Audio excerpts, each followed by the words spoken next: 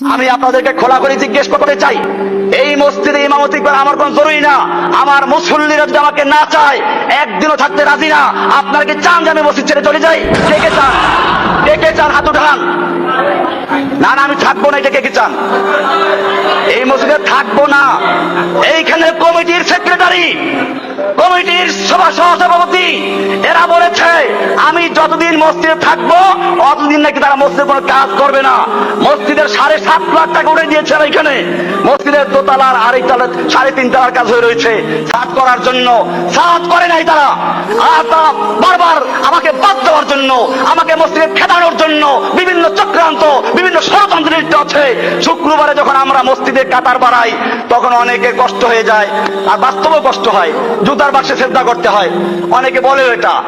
এখন এটা কি দোষটা কি আমার, না যেই কমিটি মসজিদের টাকা উঠে দিয়েছিল 1 বছর আগে, তারপরেও মসজিদের কাজ না করে ইমাম সাহেবকে খেলাবার জন্য, ইমামকে বাদ দেওয়ার জন্য, যে ইমাম তাদের গোলামি করে না, যে ইমাম তাদের কথাবার্তা উঠা বসা করে না, যে ইমাম তাদেরকে তোয়াজ করে না, যে ইমাম তাদের বাসায় গিয়ে ধর্ণা দেয় না, এই কারণে ইমামকে বাদ দিতে চায় অমুসলমান জাতি।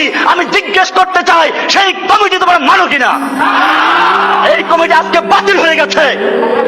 আজিজুর রহমানের কমিটি, সেক্রেটারি আজিজুর রহমানের কমিটি বাতিল হয়ে গেছে মসজিদের জনগণের রায় দিয়ে। সুতরাং আমি পরিষ্কার বলতে চাই, নতুন কমিটি করে এই মসজিদের বাকি কাজ করার জন্য আমরা তৈরি আছি ইনশাআল্লাহ। আমার ভাইয়েরা, আমি কোন কমিটির গোলামি করি না, কোন কমিটির মুসল্লি ইমামতি করি না। ইমামতি করি মুসল্লিদের।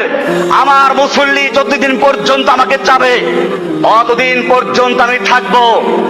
আর যদি আমার মুসল্লিরা বলে না আপনাকে এখন আর দরকার নেই, আমি সেদিন আসসালামু আলাইকুম বলে চলে যাবে, 1 মুহূর্ত থাকবো না ইনশাআল্লাহ।